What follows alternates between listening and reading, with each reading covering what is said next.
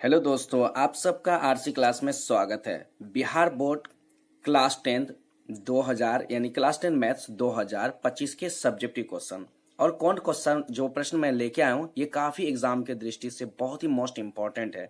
ठीक है, तो मेरे सामने जो प्रश्न है ये 2012 के कंपार्टमेंट्री में पूछा गया प्रश्न है। क्या है क्वेश्चन, जरा पढ़ के सुनाता हूँ। कहता है कि 2 6 6 5 4 3 2 5 का बहुलक ज्ञात करें।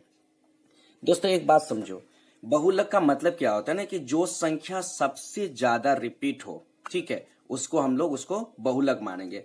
तो यहां पर आप देख लो, इंपॉर्टेंट यहाँ देखने की नजर आप अपनी ध्यान दोगे तो सबसे ज्यादा यहाँ पर कितने आए, 5 आए हुए हैं। देख लीजिए, एक 5 यहाँ पर है, फिर एक 5 यहाँ पर, यहाँ 5 है।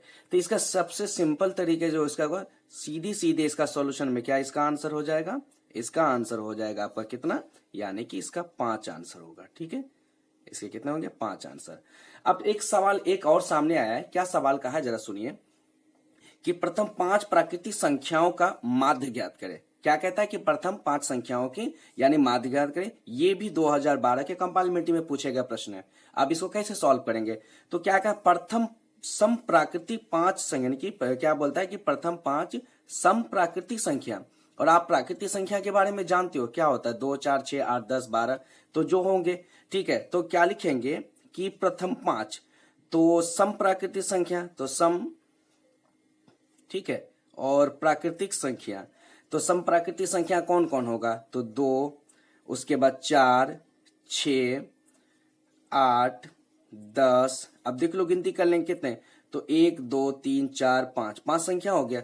अब जितने संख्या लिखे, ठीक है, उतनी ही संख्या से इनको जोड़ करके क्या करो, 5 से भाग कर दो।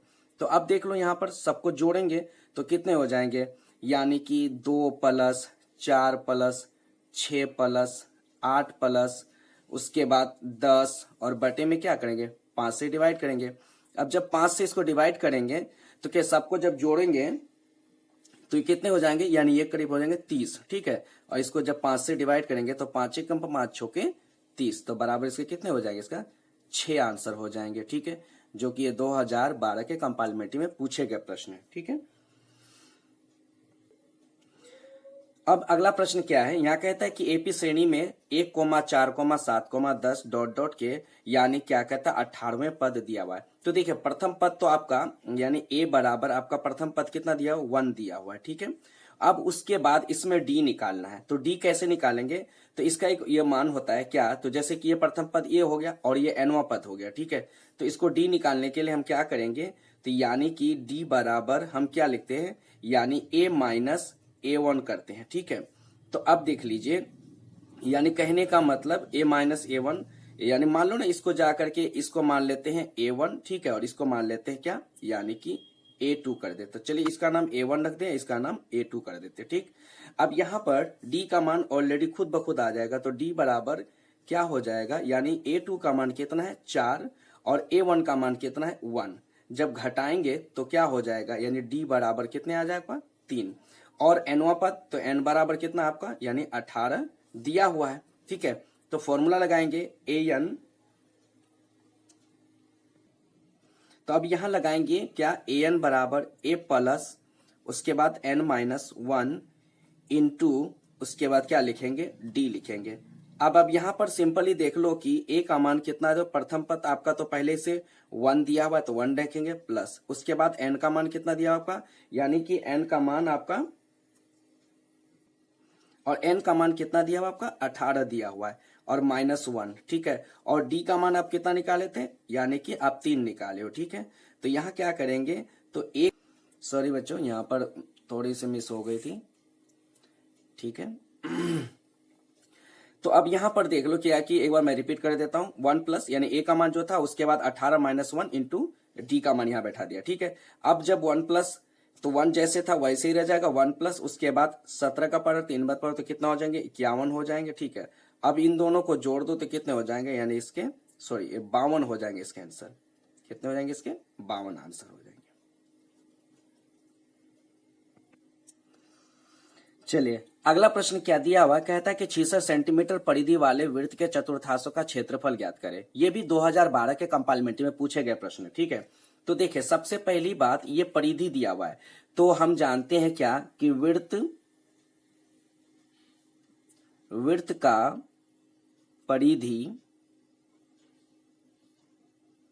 परिधि बराबर क्या होता है फॉर्मूला 2πr। ठीक है, वृत्त का परिधि बराबर 2πr। तो वृत्त की क्या दिया, परिधि बराबर यानी 2πr दिया है। तो परिधि का मान आपको मालूम है कितना होता है, यानी कि यहाँ पर आपका दिया हुआ कितना 66 दिया हुआ और इक्वल टू यहाँ पर कितना है यानी कि 2 उसके बाद पाई r। अब यहाँ पर एक चीज देखो कि r को हटा दो तो ये क्या हो जाएंगे यानी बटे में चल जाएंगे। तो यहाँ क्या हो जाएगा कि 66 इंटू और पाई का मान कितना होता है 22/7 होता है, तो 7 ऊपर चल जाएंगे और उसके बाद ये जो इसका मान होता है तो ये क्या हो जाएगा 2 बटा यानी 22 इंटू कितना हो जाएंगे 2 हो जाएंगे। ठीक है, अब यहाँ टू जैसे था वैसे ही रहने देंगे। ठीक है, 22 से काटेंगे तो 22 से कम 22 दिया कितना होता है यानी कि 66 हो जाता है यानी 3 हो जाएगा। ठीक है, अब क्या बचा यहाँ पर 7 को 3 से गुना कर दो तो कितना हो जाएगा यानी 21 हो जाएगा और बटे में कितना हो जाएगा 2 हो जाएगा। ठीक है, अब हमसे क्या मांगा है कि वृत्त के चतुर्थांश का क्षेत्रफल ज्ञात करेंगे।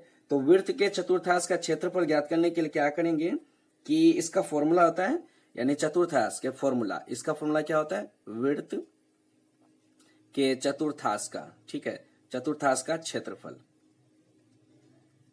तो वृत्त के चतुर्थांश का क्षेत्रफल ज्ञात करेंगे तो इसका क्षेत्रफल क्या होता है यानी 1/4 यानी 4, ठीक है, पाई r स्क्वायर। ठीक है, अब यहां पर क्या देखेंगे कि 1/4 जैसे था वैसे रहेंगे, उसके बाद पाई का मान क्या हो जाएगा यानी ये जो मान जो निकला है ना, ये जो दरअसल मान जो निकला है ये r का मान निकला है, ये बराबर किसका मान निकला है ये r का मान निकला है। ठीक है, यानी इतना।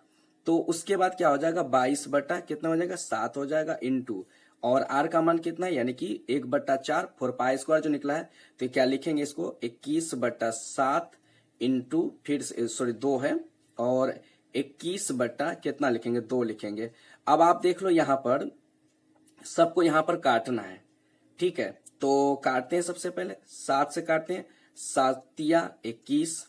ठीक है, उसके बाद अब यहां से काटेंगे फिर यानी कि 2 से तो यहाँ 2 से काटते हैं तो यहाँ कितना हो जाएगा 11 हो जाएगा। ठीक है, और उसके बाद यहाँ पर देंगे तो क्या हो जाएगा यानी 1/4 इंटू उसके बाद क्या हो जाएगा यानी 11 इंटू 3 उसके बाद इंटू कितना हो जाएगा यानी आपका 21 और बटा में कितना हो जाएगा यानी आपका 2। ठीक है, अब सबको मल्टीप्लाई कर दोगे तो क्या हो जाएगा 4 दूना 8 हो जाएगा नीचे नीचे और सबको इससे मल्टीप्लाई करोगे तो आपका टोटल कितना हो जाएगा यानी कि 693। जब 600 यानी 8 से जब 693 को भाग दोगे तो ये लमसम कितना हो जाएगा 86 पॉइंट और समथिंग कुछ होगा यानी 625। ठीक है, तो बराबर इसका आंसर क्या हो जाएगा यानी 86.625, यही इसका आंसर हो गया।